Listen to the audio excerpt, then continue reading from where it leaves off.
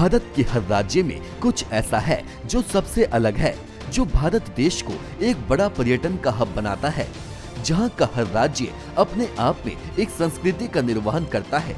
आज हम इस रिपोर्ट में आपको ग्वालियर किले के कुछ अनसुने किस्से के बारे में बताने जा रहे हैं, जो आपने कभी कहीं नहीं सुने होंगे।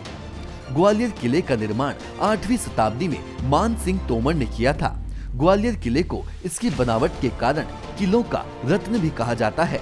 ये किला भारत के बीचों बीच मध्य प्रदेश के ग्वालियर जिले में गोपांचल नामक छोटी पहाड़ी पर स्थित है। ये सिर्फ ग्वालियर की ही नहीं बल्कि पूरे भारत की शान है, जो कि वर्तमान में एक ऐतिहासिक संग्रहालय के रूप में जाना जाता है। इस किले को इसकी सुरक्षित बनावट के कारण दो भागों में बांटा गया है। पहला भाग गुजरी महल, जो कि रानी मृगनयनी के लिए बनवाया गया था, और दूसरा भाग है मान मंदिर।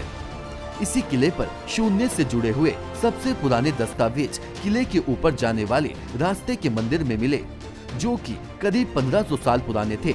इस किले का निर्माण किस सन में करवाया गया था, इसके कोई सबूत मौजूद नहीं है, पर स्थानीय लोगों के अनुसार इसका निर्माण ग्वालिपा के नाम पर बनवाया था, जो कि एक साधु थे। कहा जाता है इसी साधु ने तालाब का पवित्र जल पीकर राजा सूरज सेन को कुष्ठ रोग से निजात दिलाई थी। इसी के साथ उस साधु ने राजा को पाल की उपाधि से नवाजा और कहा, जब तक इस उपाधि को राजा अपने नाम के साथ लगाएंगे तब तक ये किला उनके पास ही रहेगा, मतलब कोई दूसरा राजा उनको नहीं हरा पाएगा। इसी के साथ सूरज सेन के 83 उत्तराधिकारियों के पास ये किला रहा और 84वें उत्तराधिकारी के समय वे किले को हार गए। 11 शताब्दी में मुस्लिम राजाओं ने इस किले को हथियाने के लिए हमला किया। इसी दौरान महमूद गजनी ने इस किले को अपने कब्जे में ले लिया, पर 40 हाथियों के बदले इसे फिर से वापस कर दिया। 1398 में ये किला तोमर राजपूत वंश के नियंत्रण में चला गया।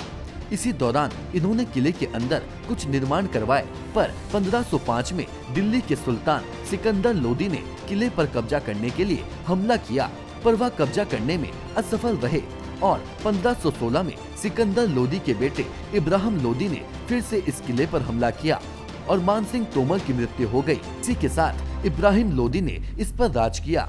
मुगल साम्राज्य के वंशज औरंगजेब के समय तक ये किला मुगलों के अधीन रहा, पर औरंगजेब की मृत्यु के बाद गोहन से राजाओं के पास इस किले का नेतृत्व चला गया। पर कुछ समय बाद सिंधिया राजाओं ने इस किले पर हमला कर इसे अपने अधीन ले लिया, पर वे जल्द ही भारत में ईस्ट इंडिया कंपनी से इस किले को हार गए। जनवरी 1844 में ये किला मराठा सिंधिया वंश का दीवान नियुक्त कर उन्हें सौंप दिया और 1886 तक अंग्रेजों ने पूरे भारत पर कब्जा करने के बाद इस ग्वालियर किले को सिंधिया घराने को दे दिया और 1947 भारत की आजादी के समय तक इस घराने में किले का संरक्षण किया गया। उसके बाद से ही इस किले को ऐतिहासिक संग्रहालय के रूप में जाना जाता है। नेशन वन से प्रमेश मनोड़ी की रिपोर्ट।